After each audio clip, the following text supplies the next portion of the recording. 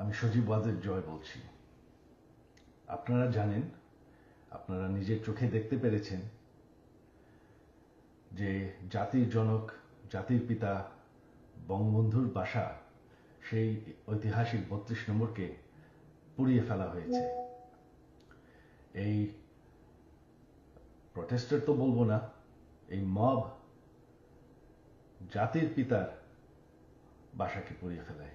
সেই বাসা যেখানে বঙ্গবন্ধুকে হত্যা করা হয়, বঙ্গবন্ধুর আমার পুরা পরিবারকে হত্যা করা হয়, যেই বাসা ৭৫-এর খুনিরাও ধ্বংস করার সাহস পায়নি, যেই বাসা এখন এতদিন ওনার মিউজিয়াম ছিল, সেই বাসাকে তারা পুড়িয়ে ফেলেছে। বঙ্গবন্ধু একটি দলীয় বিষয় না, বঙ্গবন্ধু হচ্ছেন জাতির পিতা। বঙ্গবন্ধু না থাকলে আজকে আমরা বাংলাদেশ হতাম না, আজকে আমরা পাকিস্তান হয়ে থাকতাম।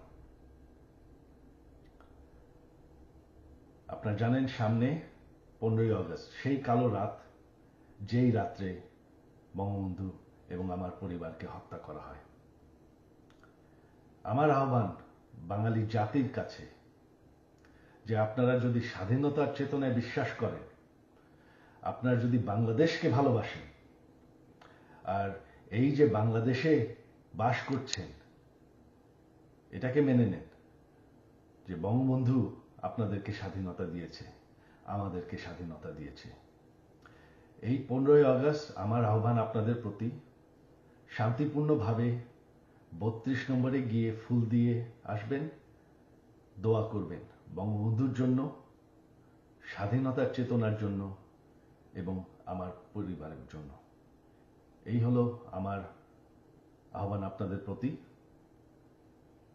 ধন্যবাদ। জয় বাংলা, জয় বঙ্গবন্ধু।